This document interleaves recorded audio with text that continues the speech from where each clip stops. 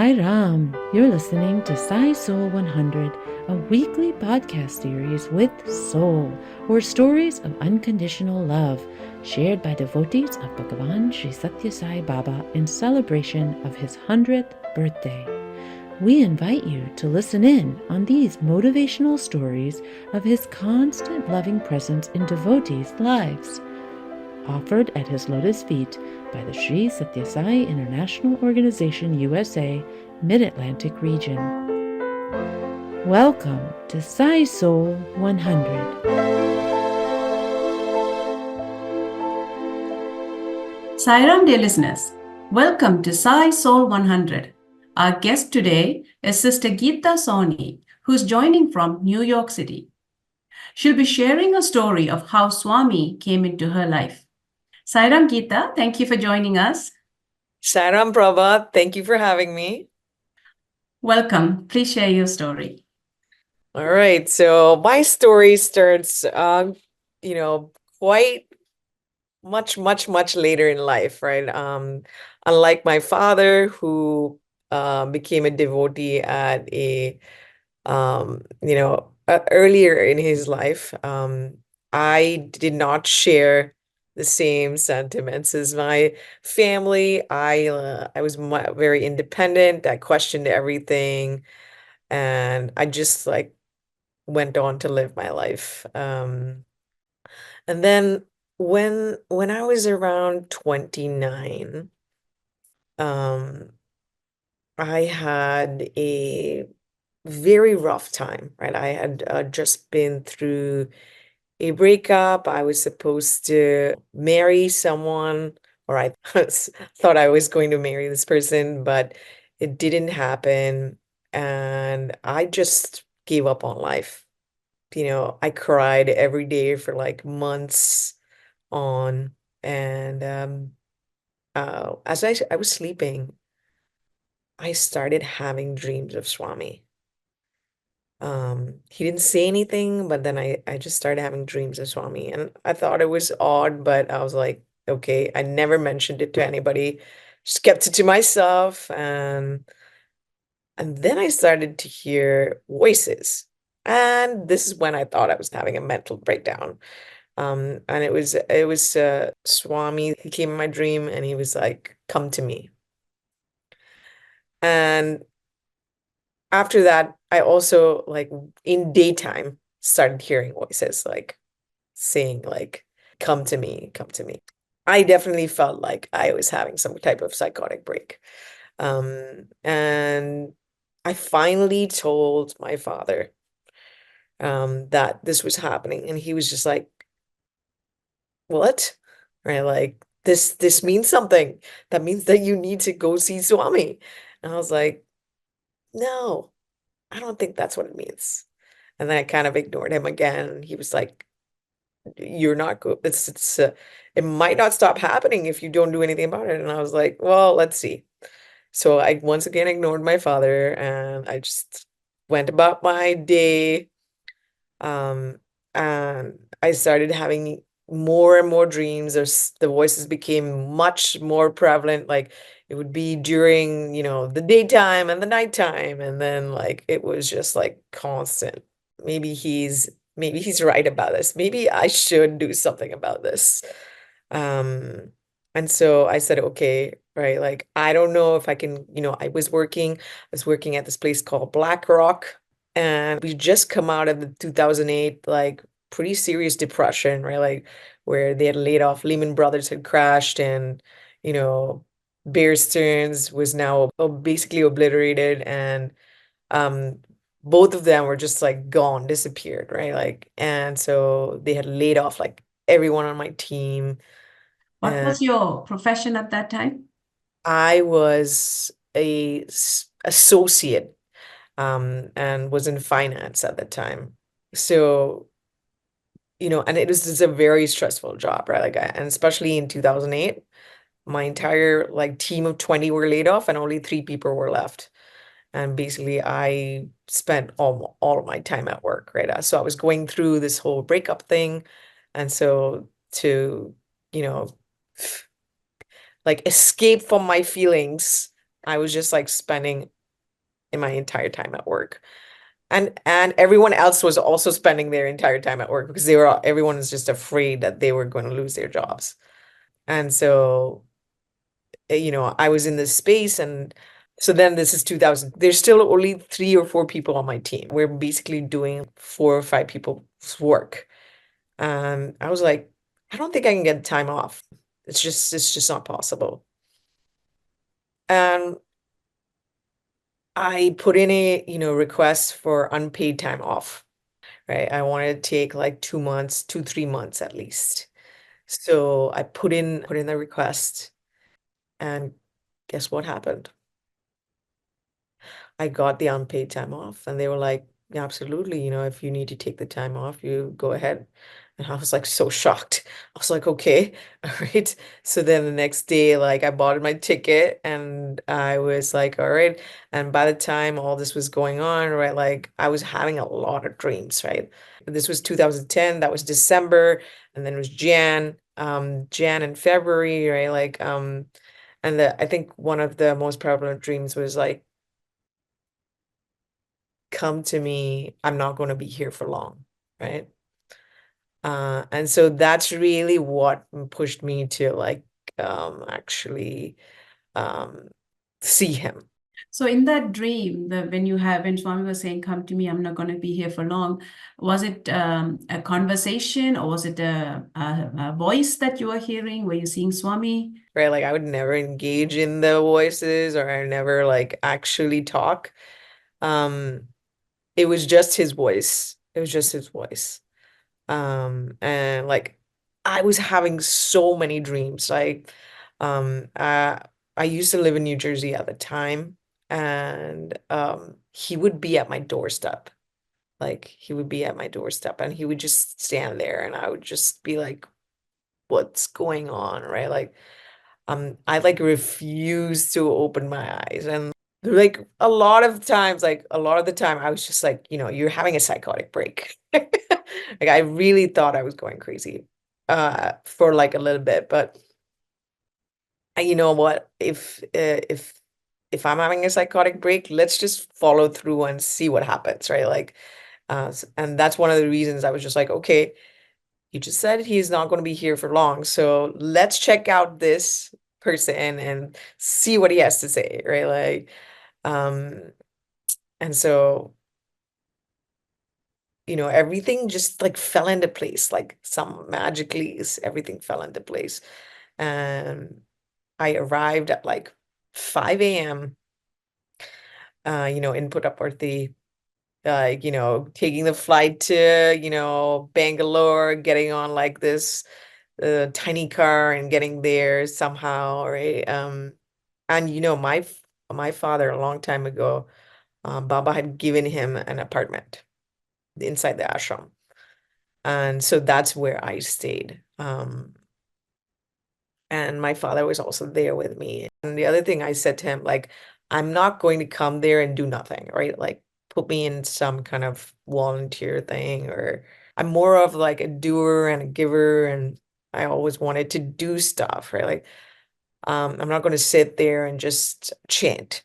That's not something that um works for me per se, right? Like, and it never did. Like I was always I'm a skeptic. I'm very much a skeptic, right? Like I believe in doing. Um, and so I told my father, like, let me do something, right? And so he was like, okay, let me see what I can do.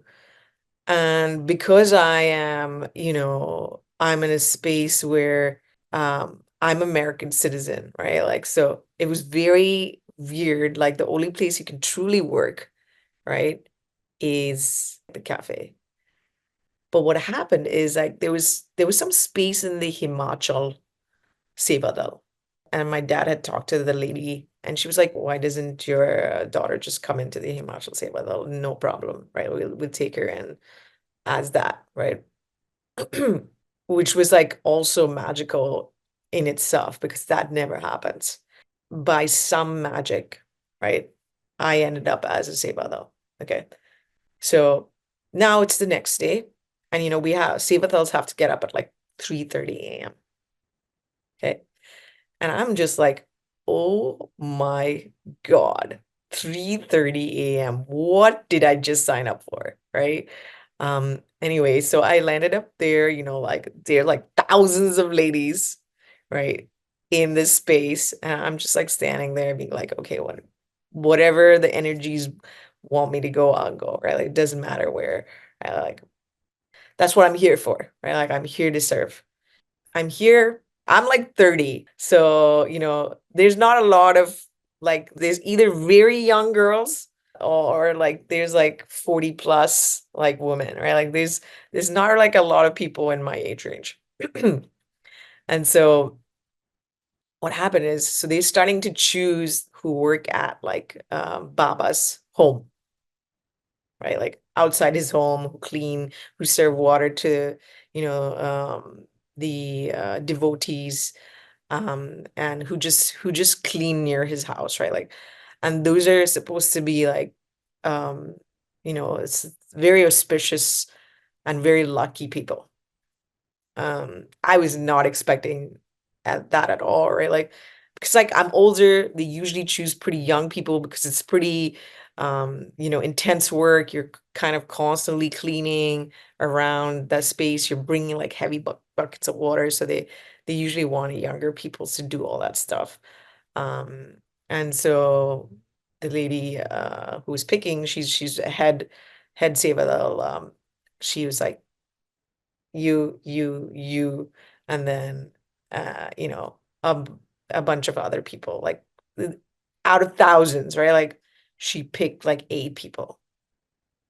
I happened to be one of those 8, right? And I was just like, okay. And like I didn't understand what I was doing, right? Like what I was signing up for. Like I don't know what like literally, I don't even know how to wring out a towel like that, right? Like that's the kind of stuff that I would be doing, right? Like, and I was just like, and I had no idea what I was. So they would tell me when I got there, right?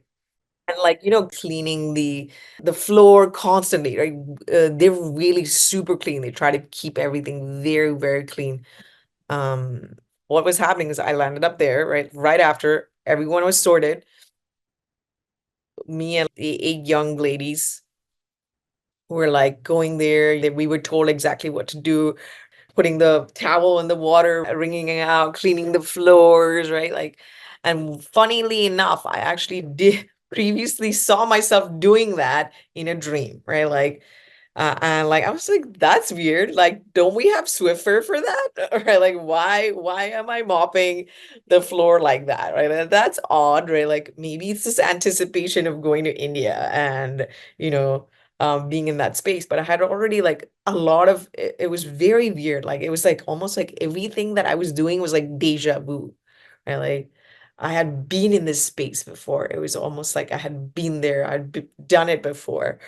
And like I remember this lady teaching me how to wring out the towel, and I felt like I was not strong enough to wring. These ladies were like so super strong. They were like wringing out the towel. I was just like, yo, I don't have that kind of muscle, but okay, I'm gonna try, right?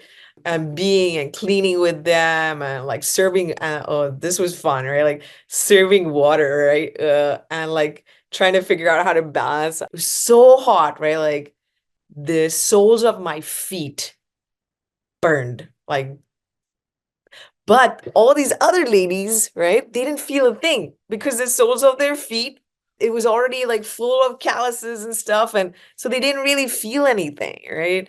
And so me and my soft feet, right? Like I never walk on like really hot marble, right? Like this is not what I do on a normal basis. So my entire feet got burned. That was that like really interesting like experiences, and I would talk to these young ladies in Hindi, um, and they would get really upset at me because in the Sevadal you're supposed to look towards Baba, right? But the Sevadal part of it is like you need to like control the crowd a little bit, and so you have to look away from Baba. I remember one Seva that was like, whenever Baba used to come, right, like she used to stop doing whatever she was supposed to be doing and look towards Baba. And I would never, because I was just like, that's not my job, right? I'm here to, control the crowd and look at the people and make sure no one like jumps the lines and stuff like that, right? Like, so I would never like, and I also believed a lot, like, God is within you, right? Like, or whatever it is, right? Yes, he may be behind me in physical form, totally, but like he's within you. He's in every cell of you, right? So I never had this urge to like look back, right? It's amazing that he's in physical form, but I never had this urge to look back, right? So this one particular seva that would get really mad at me, I remember. And like I would have a lot of miracles happen in this space, right? Like when I was with these bunch of ladies, right? Like, and they would just be so confused. So for example, I used to clean the front door of Swami's door, then they're like these garlands that are on the door, right? The top part of the door to decorate the door. Exactly, and I would be like cleaning the front door, and so one day I had this weird dream the night before that flowers were falling on my head, right? And I was like, that's silly. When are flowers going to be falling on my head? This is like, it's like I'm in like some kind of Mahabharata movie or something, right? Like, that's not going to happen, right? And so like, I'm like just cleaning, going on my day. And then suddenly like, there's like flowers falling on my head and like all this. And like, it was not like just one or two flowers, like the entire thing like fell on my head and was just like like lots of things. And I was just like, what is going on? Like, what is this stuff on my head, right? Like, and like everyone crowded around and they were like, oh my God, right? That is so auspicious, right? Like, and I was just like, okay, let's calm down, right? So, like, and they were like, oh my God, can I have the flower? Like that got on your head, right? Like, I was like, absolutely, like take it, right? Take it. Then of course they came and, someone else got another garland and fixed the whole thing on the door frame. And they were just like, that's amazing. And, like, because they said it's amazing, right? And like took one flower and then I gave it to my dad. And he was like, what happened? That's amazing. And I was just like, yeah, it was kind of magical. There was one day where I was walking and, my dad used to walk me because it's like kind of dark, right? When I was starting to do the seva, right? Like it's 3:30 a.m., right? Like there's no light out, right? So my dad used to walk me to like a certain spot. And then one day he was like, I'm tired. Go by yourself. Go by yourself. And then that very day that I stepped out of my door and there was a black dog just waiting there for me. And I was a little scared because I was like, yo, this is like a like stray dog. I don't know anything about it, right? Like, and like, so I was like, okay, there's nothing to be afraid of. It's just a dog. It's just sitting there, right? Like, I like dogs. Like, if it comes towards me, I can pet it. The dog did not come towards me, right? It's just sat there. And then when I started walking towards the Bhagwan's house, right? The dog walked with me. And then the dog stopped at the exact spot my dad stopped at and then walked right back. And then I went in and it was almost like I felt like there was this presence saying, I'm always here with you, right? I'm always here, right? Like, and I was just like, that was like mind blowing, right? Like, and for a skeptic, right? For all these things to happen can't be coincidental at this point now. I was just like, this is too crazy, right? Like this is something, right? Like it's not like, coming out of nowhere. And that's really when I started to believe, right? This is really when I started to believe because like there was so many just things happening on top of each other. And like it was kind of like it was magical, right? This whole experience was just magical. And also, I was doing something else at this time, right? Like we only get 2 weeks of Sevadal, right? So the last few days of my Sevadal, I got sick. So I couldn't go one day. The next day I was still sick. And that is when Baba went to the hospital. And so it was almost as if he was saying, right, like, that's enough. I don't need you to, I don't need you to come here anymore. Right? Like, just even not even the day, right? The day before. That's when I got sick. Right. And he was like, "No, I'm good, right? Like, you're good.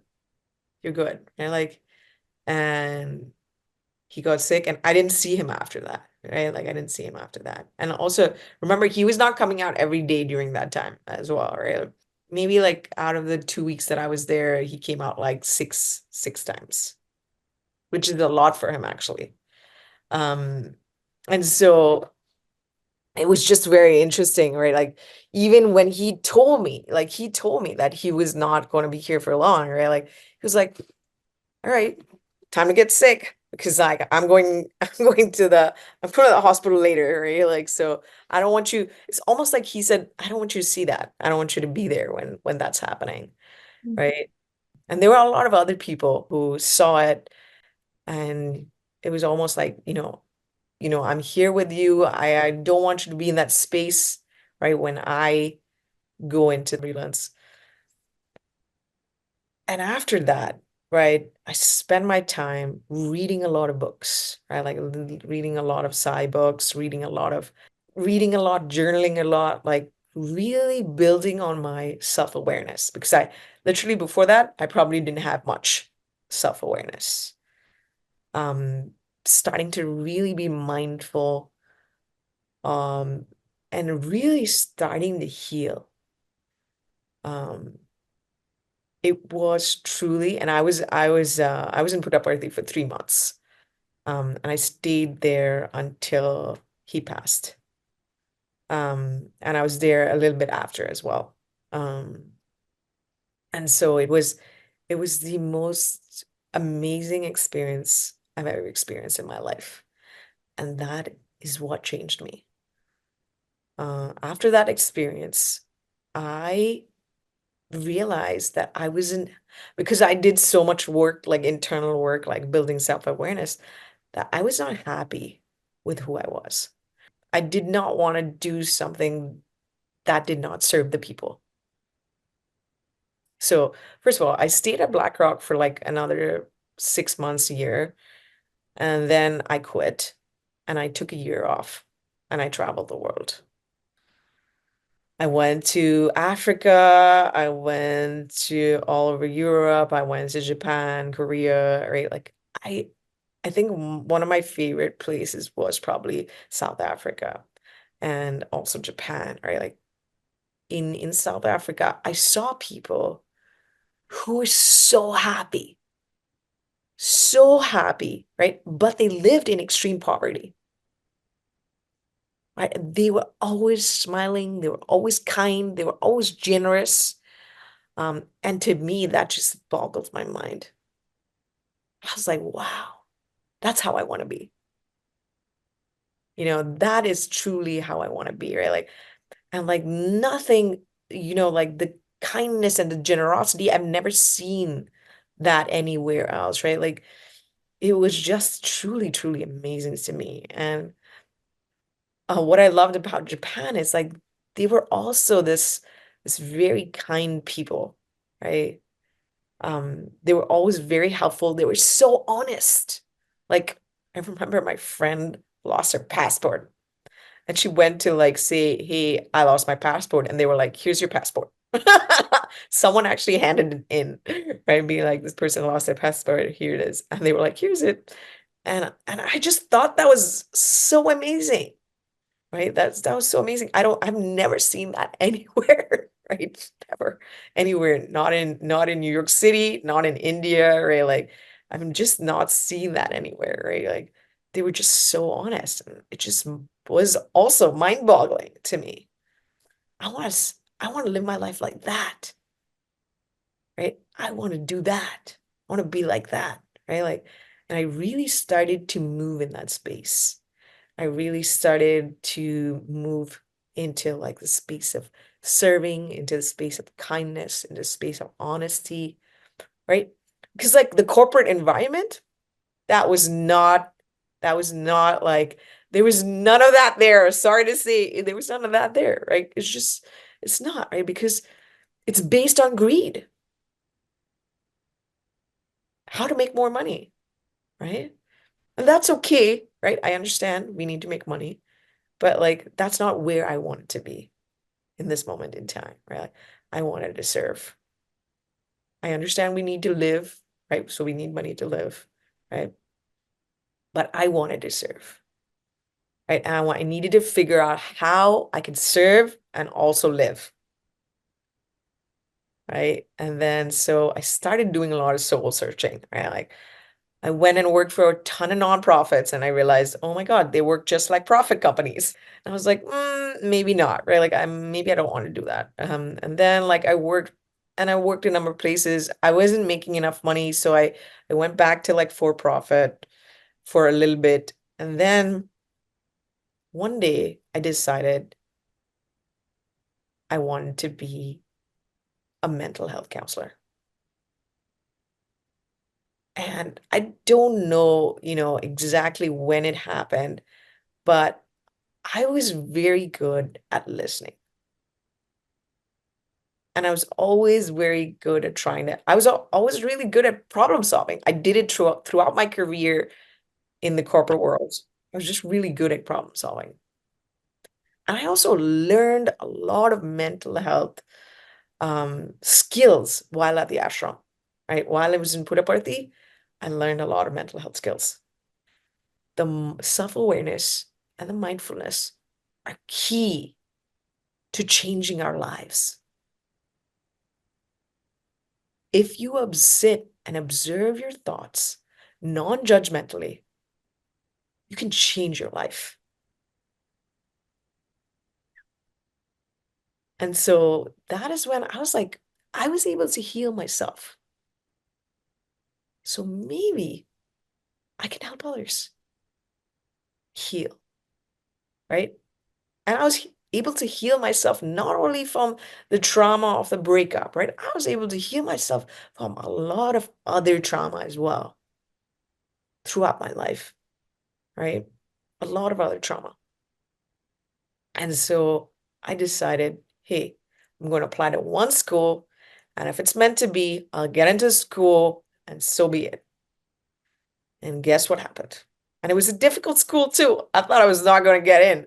It's probably it's probably the top school in mental health counseling, which I was just like, wow, you have your sights set up pretty high. And like, mind you, like they ask you, like, do you have any mental experience before? Do you have a psychology degree, right? Like none of it. I had none of it, right? I did my master's. I had my MBA, right? Like there's no psychology in there, right?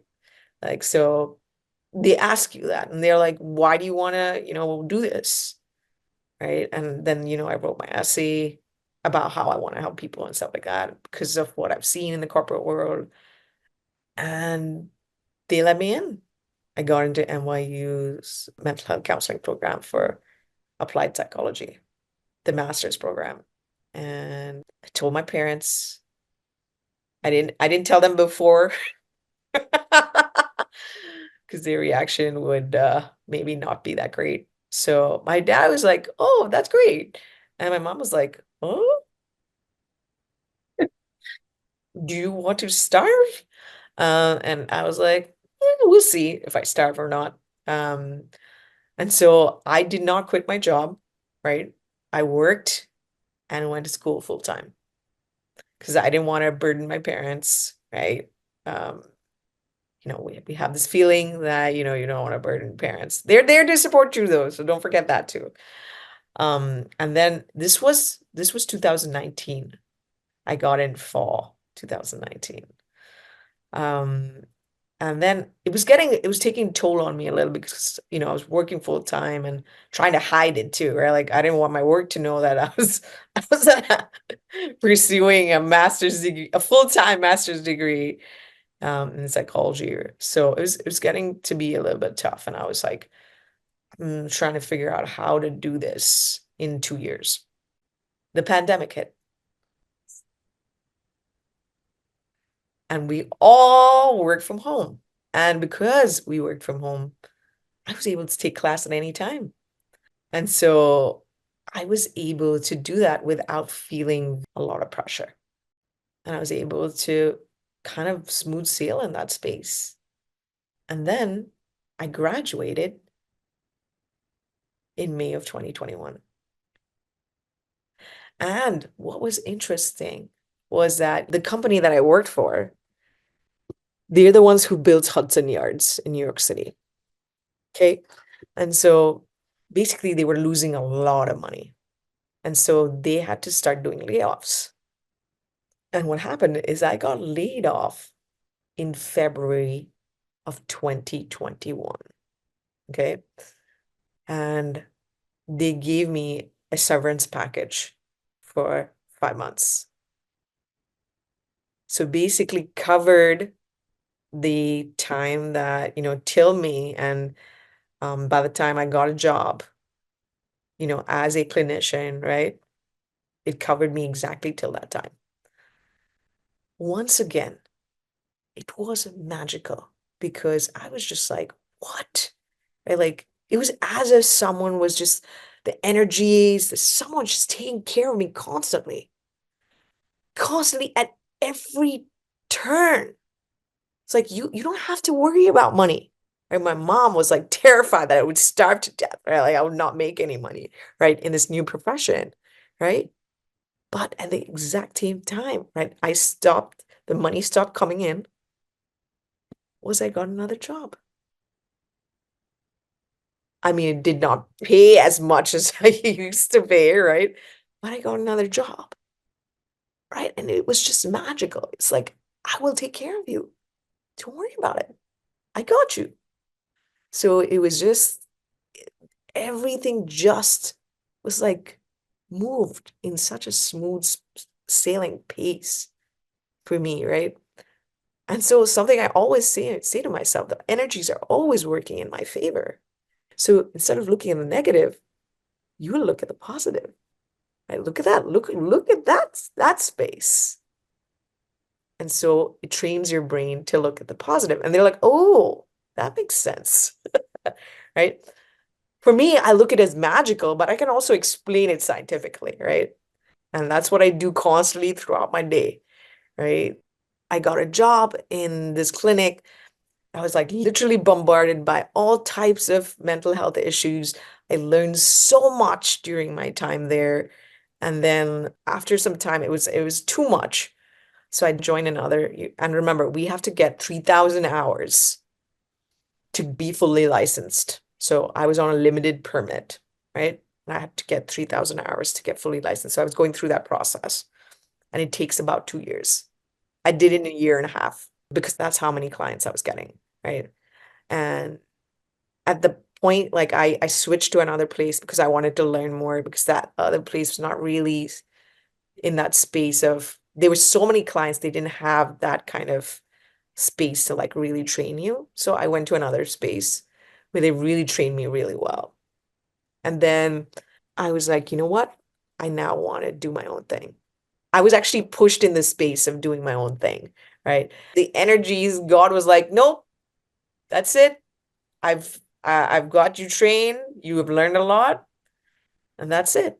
It's time for you to go into on your own. Even though there was part of me that was scared, I just did it.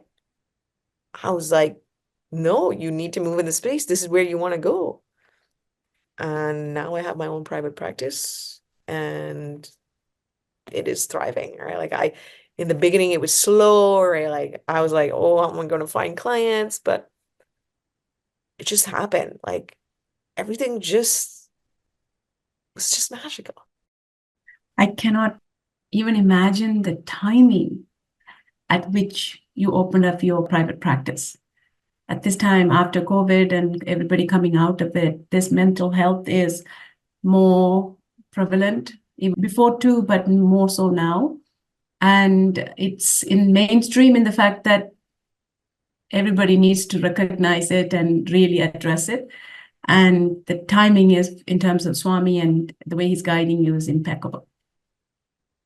Yeah. Magical moments, magical moments.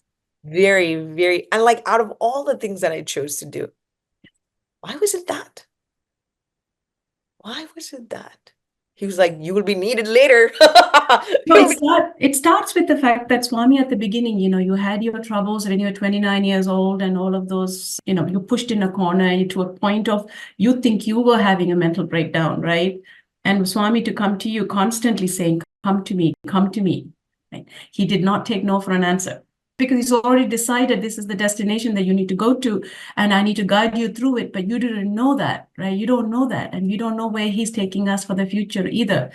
But his hands were fully in it. And for you, it's amazing because you heard his voice, you felt him through dreams. And then you were, even while you were at the ashram, you were doing things that you had already done in your dream. He had come and kind of done it with you. And so it's almost giving you, for a skeptic, you needed that. Otherwise, you would not have believed it. Nope, I would not have. And I will tell you, I'm a real skeptic, right? I'm truly a real skeptic. I believe, right? Buddha said this, question everything, question even me, right? So I'm truly a skeptic. And But so Swami knows that. So he knows how to deal with people like you who are yeah, he did. okay, Totally. I'm going to give it my fullest to say, come in time.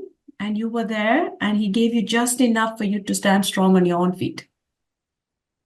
Absolutely. That is what I needed, right? Like that's what I needed. He saved my life. He saved my life. I was suicidal. I was suicidal in that space. Like I didn't want to live. Yeah. He saved my life. He did. And also he's using that experience for you to help others. Exactly why I wanted to help others, because I was like, if I can heal, right, with this space, right, with him as my guide, I want to channel that, help heal others, right? I never take credit. However, if people are getting better, right, they're like, thank you so much. And I'm like, I'm just your guide. You did all the hard work. You did that, right? If people don't put in the hard work, it doesn't happen. Like healing doesn't happen if people don't put in the hard work. And that's what I sat and I did, right? Like when I read the books and I worked on becoming self-aware, right? Like I was more mindful of what I was doing and where I was going, right? Like that's really when my healing started. If I didn't put in that work and I just sat there and felt bad for myself, nothing would have happened. I just have a question. Say I'm listening to this podcast and let's say I'm struggling as a listener. What should I do? I would say that, you have to put in the work, right? As I just mentioned, right? Like self-awareness is key. And whatever it is that you want to do, observe your thoughts. Observe your thoughts. How are you talking to yourself? Are you saying good things to yourself? Are you saying, I'm amazing, I'm awesome, right? Like I love you, right? Are you saying those things? I highly doubt that if you're feeling, that way, right? Like, right? You're probably saying, I'm not good enough. I'm not worthy, right? You're probably saying some really negative stuff to yourself, right? So to observe your thoughts non-judgmentally is really important because I remember when I was in that space, right? I thought I was a failure, right? I was not married, right? I didn't have kids. I I still don't. I'm still not married and I still don't have kids, but I don't think that anymore. Right? I'm like, I'm living my life. And it's the best life yet. Right? It's the best life yet. So observe your thoughts non-judgmentally, right? What are you telling yourself? Because what you're telling yourself is important.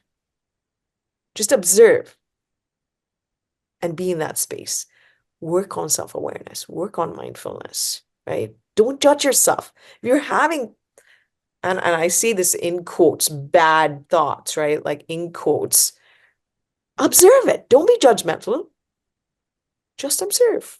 It's okay. You just observe. What are you seeing? That's it. Yes, recognizing the space that you're in and shifting it to the space that you want to be in. Exactly. That's exactly what I did. It took me years. I had like a very interesting guide, right? Like my guide was in a supernatural form. So it took me a little longer, right? Because I had to figure out where Baba's hand was, right? Where Swami's hand was to kind of walk in the path. And it took me time, right? I teach this in a very scientific way to help people because I know what skeptics want. Sairam, Sister Gita, thank you so much for sharing your beautiful, beautiful story, which is also inspiring, powerful, and life-changing.